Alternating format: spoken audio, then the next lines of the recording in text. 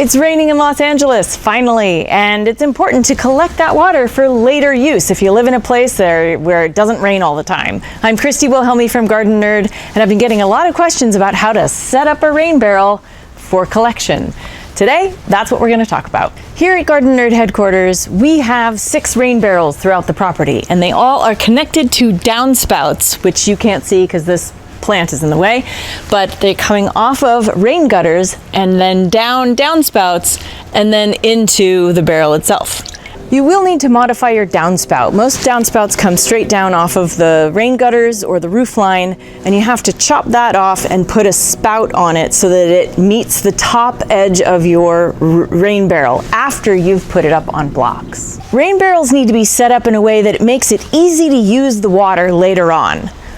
The one thing you want to do is elevate it. So you can see here we've got pavers, 2 cinder blocks, and then another paver, and then the rain barrel sets on top of that. And that makes it so we can gravity feed water to a short distance away from the rain barrel, or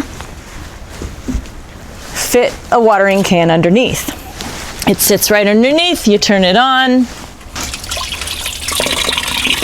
fill it up, water your garden. That's simple. Or if you want to get a little bit more fancy, you can hook up a fountain pump like this one right here. This is a 1/4 horsepower submersible thermoplastic utility pump, 120 volts AC, 60 hertz, 3.8 amps. One of the issues we have here at Gardenerd is that the garden is actually quite a distance away from the rain barrels, more than 50 feet and slightly uphill. So the idea of gravity feeding water to the garden doesn't really work here. That's where this thermal pump comes in handy.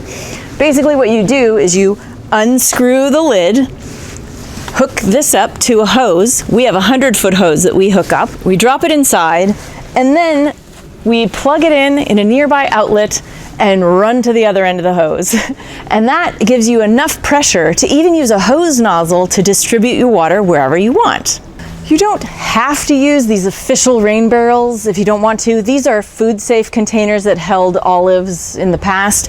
But as long as you have something that you can, unscrew at the top and a spigot at the bottom, you're pretty good to go. But even then, when we started collecting rainwater here at Gardenerd headquarters, we used our green bin. That's a 90-gallon bucket, basically, and we would just plunge watering cans inside and water everything based on that. So get creative. A word about collecting water.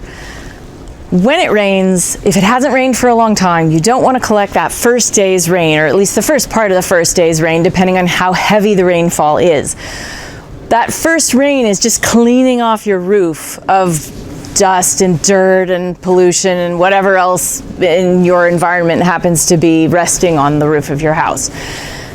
Once you've cleared it, you can then start collecting it. So what we do at the beginning when we're waiting for that rain to pass is we hook up an extender like this to the downspout and just point it off to the side so that it heads down the drain instead.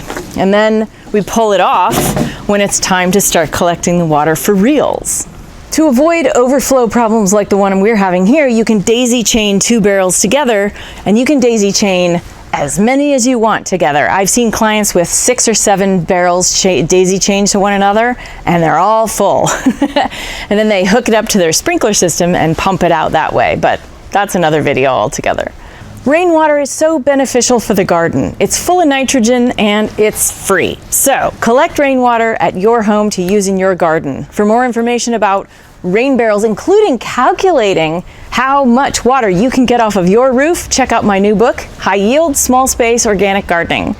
Check out my online courses to learn more about planning out your garden and pest control, and consider becoming a Patreon subscriber to support all the free stuff that we do here at Gardenerd. You'll find that and a whole bunch of my other books at gardenerd.com. Happy gardening.